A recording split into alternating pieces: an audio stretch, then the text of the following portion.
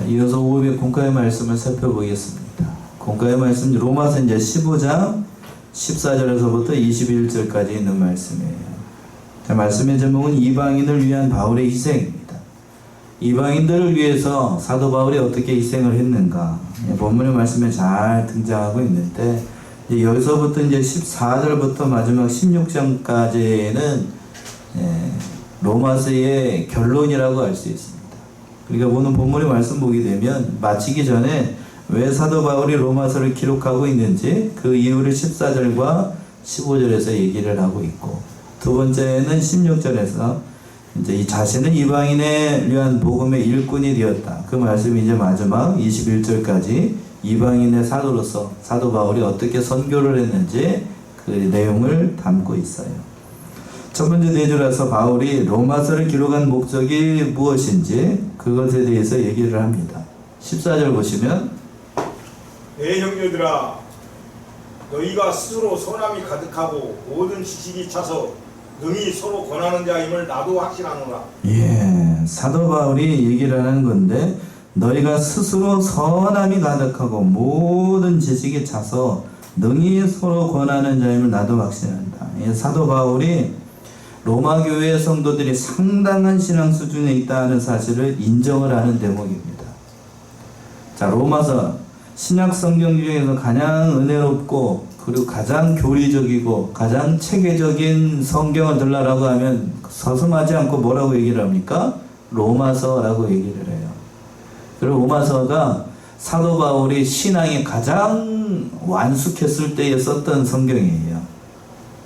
그러니까 디모데 전후서 같은 경우에는 디모데 후서 같은 경우 사도 바울이 말년에 썼던 작품이고, 이 로마서는 가장 절정에 있을 때에 사도 바울의 신앙이 정정에 있을 때, 육신적으로도 절정에 있을 때 썼던 거라 로마서는 이제 진리의 보고라고 보통 얘기를 하고, 보통 로마서 하면 이신층의 교리가 집약되어 있는 성경이라고 얘기를 합니다. 그리고 난 다음에 로마서를 쓸 때 사도 바울이 아무래도 그런 가운데 썼기 때문에 로마에 있는 교회, 그 로마 교회는 사도 바울이 세운 교회가 아니에요. 누군가에 의해서 세워진 교회였는데, 쉽게 얘기하면 적진 한복판에 가장 핍박과 환란이 많은 곳에 그 로마 교회가 세워져 가지고 거기에서 신앙생활을 하고 있으니까 상당히 수준이 높은 사람들이었어요. 그러니까 세계 1등 나라 아닙니까? 그때 당시 로마 하면 세계 1등 나라인데, 거기에 로마 교회가 세워져 가지고 그 몸된 교회를 선화하고 있으니까 성도들의 수준이 대단한 거예요. 그걸 인정을 하는 거예요. 너희가 스스로 선함이 가득하고 모든 지식이 찬다. 세상적 지식도 찾고 성경적 지식도 찾던 사람들이 많았기 때문에 그 모든 일들을 다 이렇게 한 걸 칭찬을 했던 겁니다. 우리 사랑하는 성안의 성도님들도 참 비록 우리 성도님들 수가 이렇게 많은 가운데 있지만 사도 바울로부터 또 모든 사람들로부터 모든 지식이 충만하고 하나님에 대한 지식이 충만하고 영적인 분별력이 많아서 모든 오고 가는 사람들 앞에 오늘 기도도 그렇게 하셨는데 선한 영향력을 끼친다라고 하면 얼마나 좋겠어요. 그렇죠? 바로 사도 바울이 얘기하고 있는 로마 교회가 그런 교회였다는 겁니다. 어떤 의미에서 보게 되면 하나님의 은혜가 가득했어요. 자, 15절 보시면 15절. 그러나 내가 너희로 다시 생각나게 하려고 하나님께서 내게 주신 은혜를 인하여 더욱 담대히 대강 너희에게 썼노니. 그러나 내가 너희로 다시 생각나게 하려고 이걸 썼다라고 얘기했어요. 지금 사도 바울이 이 로마서를 쓰는 목적에 대해서 얘기를 하는데, 바로 너희가 그 어려운 가운데서 하나님을 믿고 또 예수 그리스도를 믿어서 하나님의 백성이 되었다는 사실을 다시 생각나게 하려고 이걸 썼다는 얘기입니다. 여러분들 한번 가만히 생각을 해보세요. 오전에 야곱에 대해서 얘기를 했습니다만, 로마, 여러분들 혹시 영화 같은 기독교 영화 같은 거 보시면 혹시 보셨을지 모르겠습니다만, 그 원형 경기장 안에서 사자의 밥이 되고 자신의 가족들이 그런 어려움에 빠졌을 때에 믿음 지켜나간다고 하는 게 이게 여간 이게 어려운 게 아니라고요. 그렇겠죠? 그리고 로마에 있는 교회들은 다 대부분 다 지하에서 이게 신앙생활하는 사람들이 대부분이었었는데 카타콤이라고 보통 얘기를 합니다. 거기 안에서 빛도 제대로 들어오지 않는 곳에서 숨어서 그 기독교 생활, 믿는 생활을 했어요.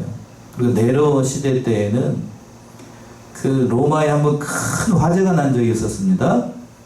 큰 화재가 났는데 자기가 저기에서 어떤 정치를 잘못해가지고 그 어려움 당하게 생겼으니까, 자기가 쫓겨나게 생겼으니까 네로가 뭐라고 얘기를 하냐면, 그 로마에 화재가 난 건 누가 방화를 한 것이다?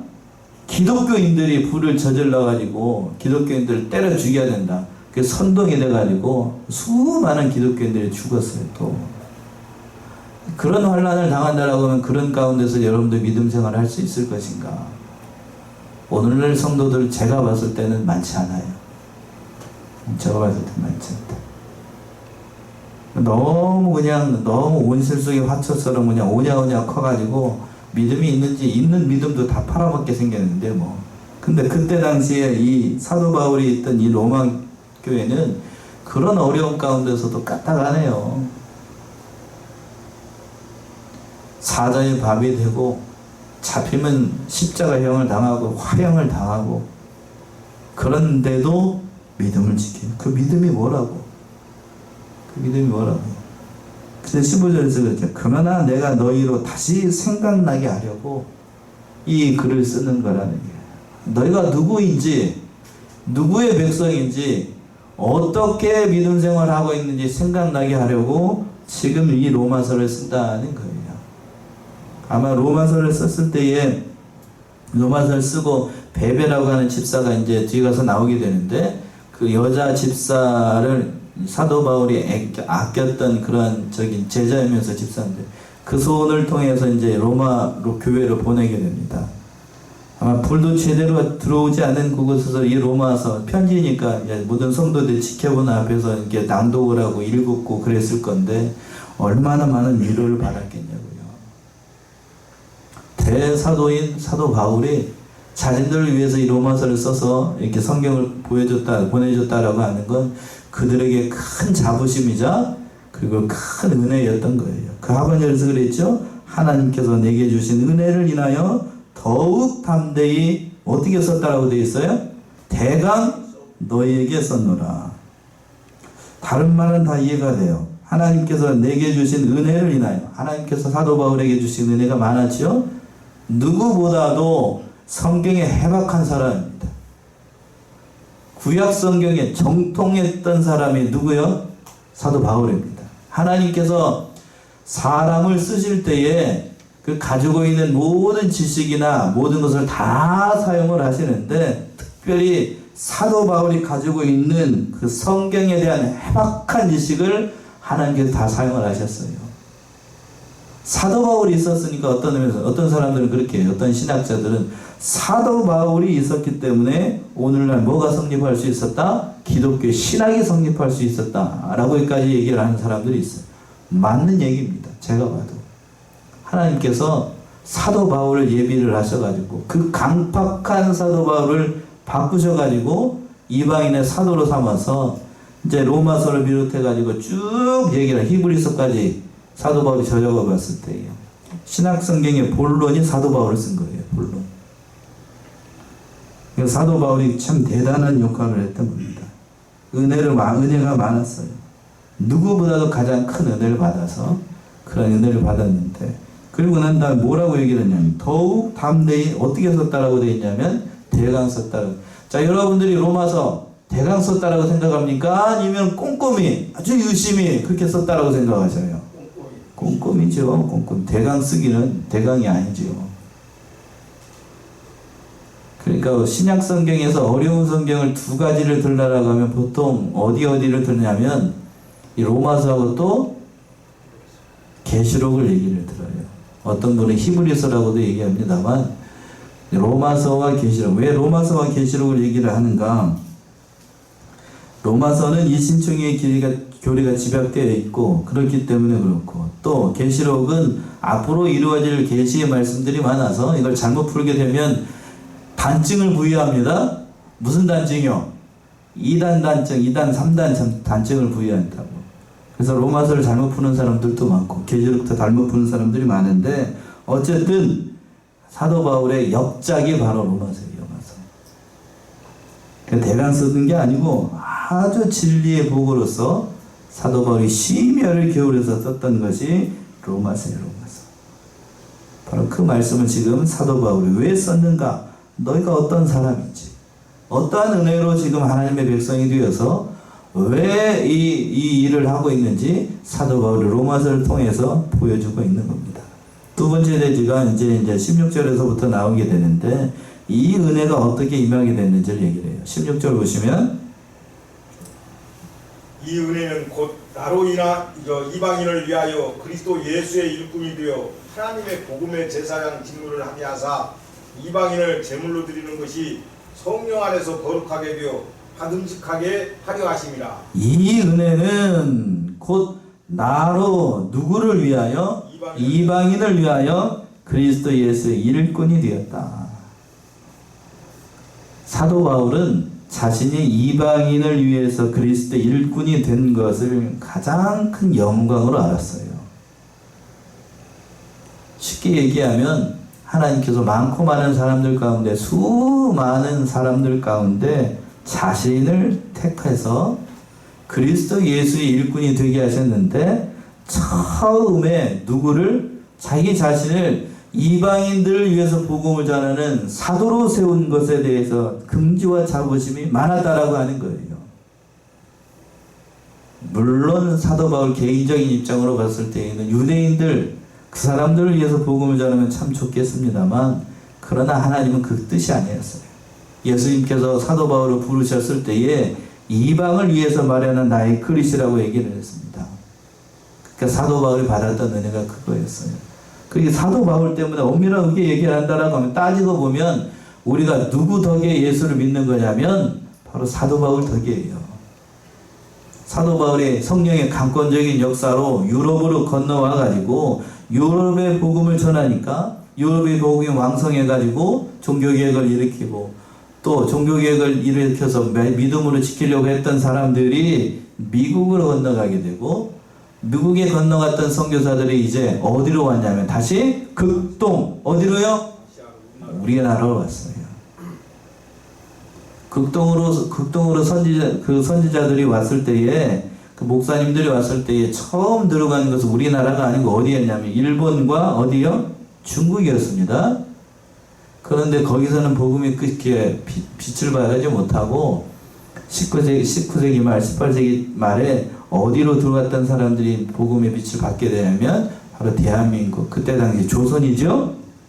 조선에 들어왔던 그 복음의 빛이 크게 번성을 하게 돼요.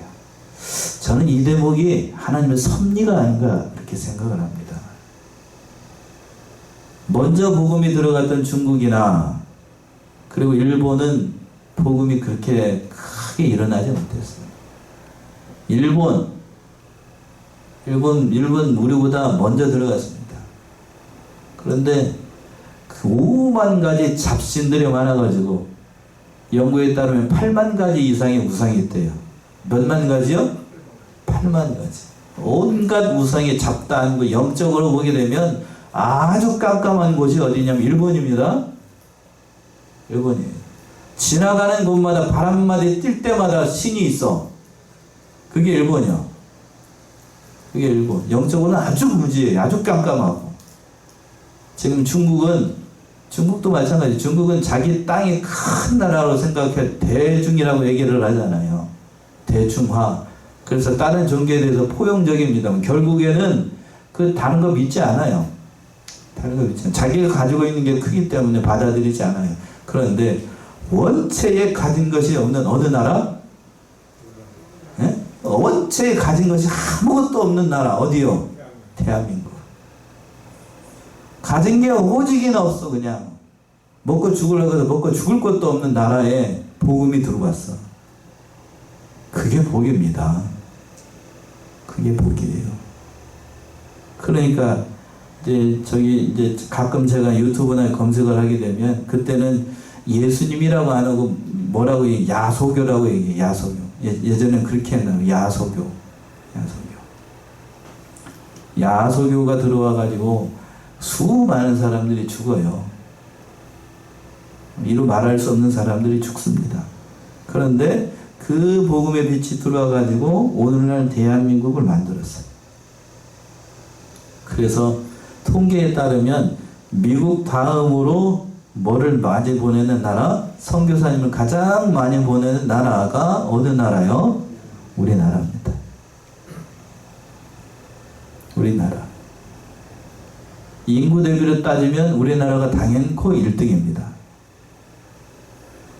가장 큰 복음의 빛을 발했던 것이 우리나라고, 특별히 우리 교단이 같은 경우에도 중국이 복음의 문이 닫히기 전에 중국으로 많은 선교사님들을 파송을 했고, 그리고 중앙아시아를 비롯해가지고 고려인들이 있는 곳에, 그런 곳에 선교를 많이 보냈어요. 근데 지금은 안타까운 일입니다만 그 선교했던 나라들이 다 문이 어떻게 열려지는 게 아니고 어떤 시대냐면 닫혀지고 있어요. 그것도 닫혀지고 있어. 중국 지금 난리 아니에요. 중국 우리 교단이 애써서 키웠는데 하나도 남아있지 않고 이름만 남아있어. 이름만 다 쫓겨나가고, 그리고 다른 데도 마찬가지. 다른 우리나라 다른 교단에서 들어간 교회들이 몇 개 남지 않았어. 중국이 못 살았을 때에는, 우리보다 경제적으로 약하고 좀 못 받았을 때에는 복음도 받아들이고 그 경제적인 협력도 하고 그랬었는데, 지금 어디랑 맞짱을 뜨려고 그러죠? 미국하고 좀 할만하고 그렇다고 보니까 교만해져가지고 다른 건 눈에 보이지도 않아. 복음도 안 받아들이고 그냥 보이지도 않아요. 다 핍박하고.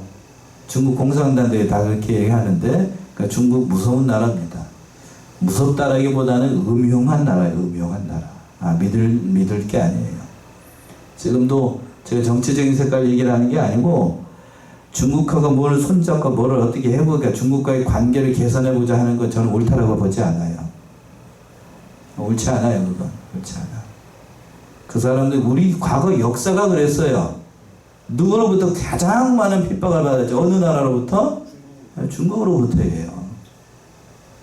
6.25 전쟁 당시 때에도 중국군이 개입하지 않아서 우리나라 어떻게 됩니까? 그대로 통일이 됐어요.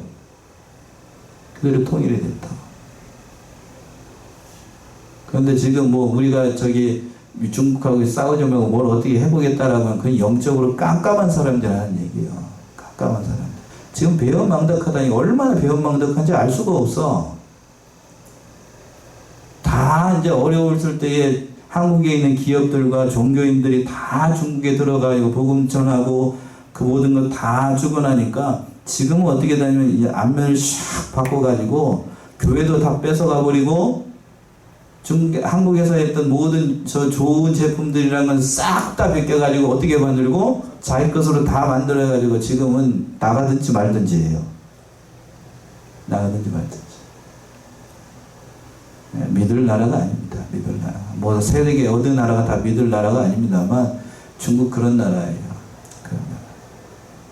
그러니까 우리가 이 사실을 깨닫는다라고 하면 바로 판단을 해야 되겠고, 어쩌다가 거기까지 갔는지 모르겠습니다만 하나님께서 우리나라에 은혜를 주셔서 복음의 선진국으로 제사장 나라로 삼으셨던 거예요. 본문의 말씀 돌아가게 된 16절 다시 한번 보시면, 이 은혜는 곧 나로 이방인을 위하여 그리스도 예수의 일꾼이 되어 하나님의 복음의 제사장의 직무를 하게 하사 이방인을 제물로 드리는 것이 성령 안에서 거룩하게 되어 받으심직하게 하라 합니다. 바로 지금 그때 당시에는 사도 바울을 제사장으로 삼아가지고 이방인들을 하나님께로 보이는 역할을 했다라고 하면, 오늘날에는 어느 나라를 통해서? 바로 대한민국을 통해서.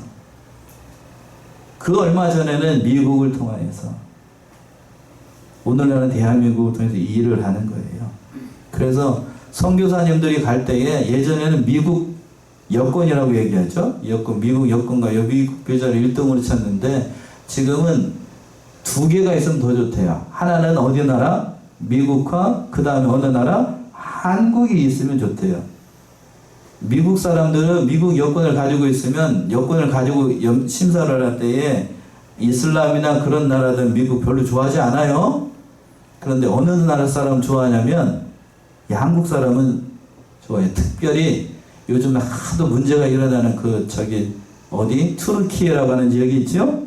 거기 지역이 이제 우리나라 선교사님들이 많이 가 있는데, 우리나라 여권을 가지고 가면 트리키의 심사관들이 표정이 달라진대. 대한민국으로 써 있으면 그들은 우리나라를 어떻게 생각한다고요? 형제의 나라라고 생각해요. 형제의 나라. 그렇게 생각을 한대요. 6.25 당시 때에 미군 다음으로 가장 많은 파병을 보냈던 것이 이 튀르키예입니다. 그러니까 그렇게 생각하는데, 아무튼 그 선교사님들이 들어가서 그 선교할 때에도 여러 가지로 이득을 많이 본대요. 어쨌든지 간에 하나님께서 그에게 복을 주셔서 대한민국을 이렇게 부강하게 만든 것 참으로 귀한 일이에요. 그 일을 지금 감사하는 거예요. 우리 사랑하는 성안의 성도님들, 참으로 하나님의 일을 감당을 한다는 것이 얼마나 귀한 은혜이고, 특별히 하나님의 사람으로 만들어 나간다는 사실이 얼마나 값진 일인지를 다시 한번 깨달아야 돼요. 우리는 본래 죄악 가운데서 죽을 수밖에 없는 정통 유대인이 아니고, 본래는 본질상 죽을 수밖에 없는 이방인들이었어요. 이방인들.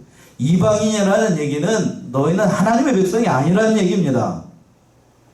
죽을 수밖에 없는 존재예요. 그런데 하나님께서 사도 바울을 세워서 이방인을 위한 선교사로 세웠고, 그리고 또 이방의 선교사를 세우기 위해서 오늘날 어디 나라를 세우고?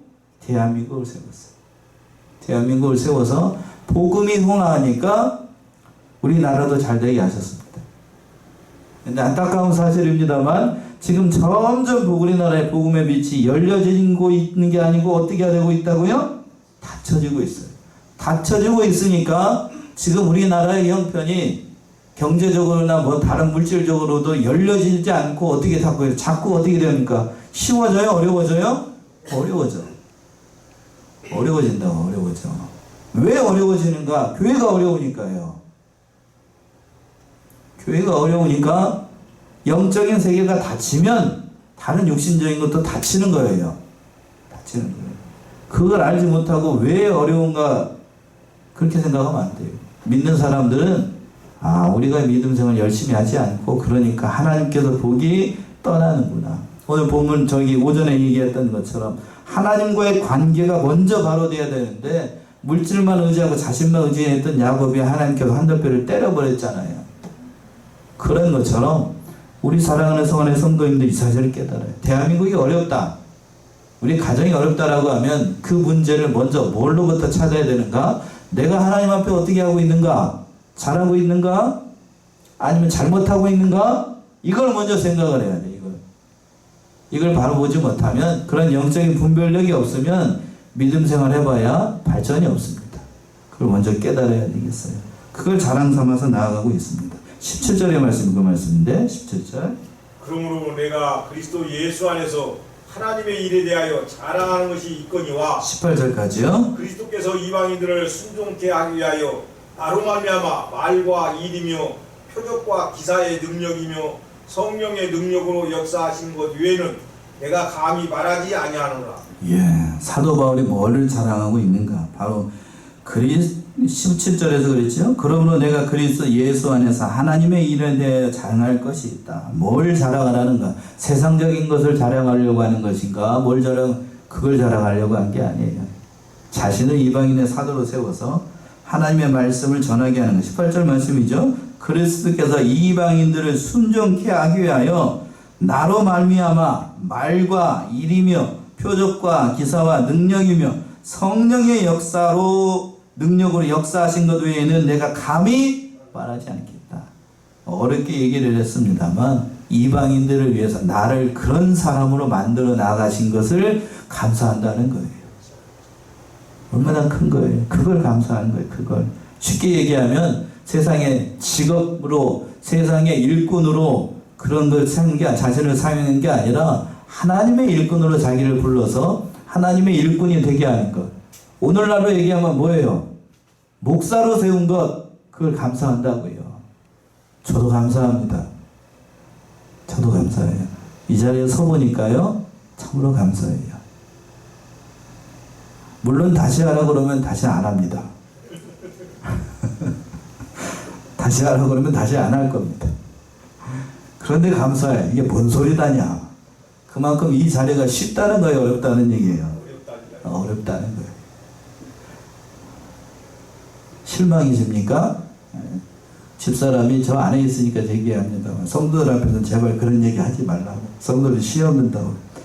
힘든 걸 어떻게 하냐고 그렇게 얘기를 하는데, 다시 하라고 그러면 또 다시 안 할 겁니다. 그러다가 또 한 대 어떻게 될까? 하나님한테 어떻게 될까요? 또 한 대 맞겠지. 또 한 대 맞고 또 네 알겠어요 그러면서 또 오겠죠. 그게 우리 인생이에요. 성경에 보게 되면 예 아멘하고 처음부터 갔던 사람 한 사람도 없어. 누가 그랬고? 수제자라고 하는 베드로 처음부터 갔습니까? 아니에요. 간다고 했습니다만 자신만만했습니다만 주님께서 잡히시는 날 예수님 몇 번 부인하고 그런 사람이 베드로예요.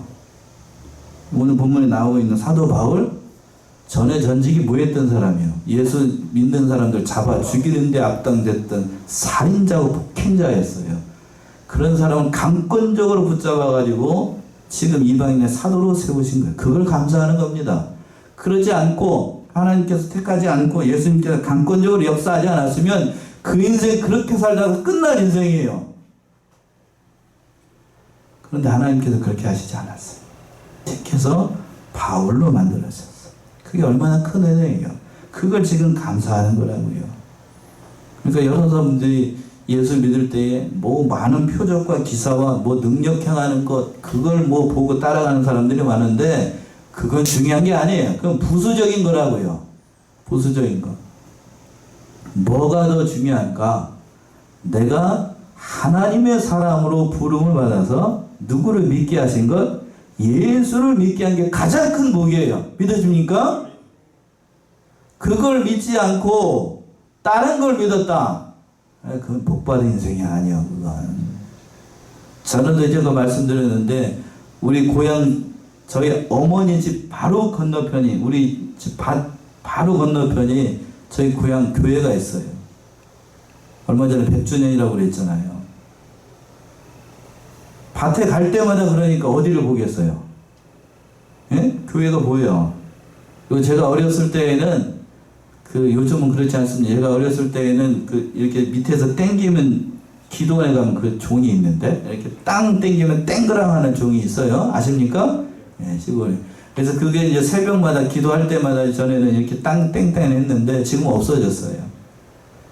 그래서 어렸을 때 장난칠 때 그걸 줄을 잡고 딱 매달리면 땡 소리 나고 그랬는데, 그러다가 저기 목사님한테 막 혼도 나고 그랬습니다만, 아무튼 그 일이 생각이 나요. 그 일.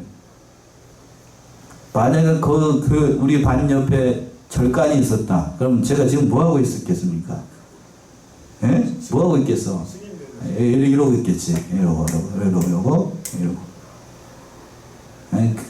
저기 있다는 게 얼마나 큰 은혜예요. 강권적인 역사예요. 하나님의 은혜. 지나고 보니까 다 하나님의 은혜였습니다. 그 일을 위해서 사도 바울이 애를 많이 썼습니다. 자, 19절 보시면 19절. 이 일로 인하여 내가 예루살렘으로부터 두루 행하여 일루리곤까지 그리스도의 복음을 편만하게 전하였노라. 예, 이 일로 인하여 내가 예루살렘으로부터 두루 행하여 엘루니온까지 그리스도의 복음을 편만하겠다. 편만하겠다는 것은 많이 전파했다는 겁니다. 예루살렘으로부터 일루니온이라고 하는 거, 일루니곤이라고 하는 건 마게도냐 북부 지역에 있는, 오늘날로 얘기하면 저 어디냐면 유고, 예, 거기 땅이라고 얘기하는 거예요. 그러니까 대단히 멀리 간 거죠. 쉽게 키로수로 환산한다라고 하면 약 2,000km 정도. 요즘도 2,000km 하면 먼 거리입니까? 짧은 거리입니까? 먼 거리죠. 차로 탄다고 해도 한참 가야 될 거고, 그때 당시에는 뭐 제대로 된 교통수단이 없었을 텐데 다 배 타고 가거나 아니면 걸어가거나 얼마나 수고를 많이 했겠냐. 참 천국 가면 궁금한 사람이 여러 가지 있는데, 첫 번째는 우리 예수님이 제일 궁금하고, 저는 그래요. 예수님이 제일 궁금하고, 성경을 연구하면 연구할수록 이 사도 바울이 궁금해요. 사도 바울. 그 모진 길을 어떻게 걸어갔을까? 여러분 어떻게 생각하십니까?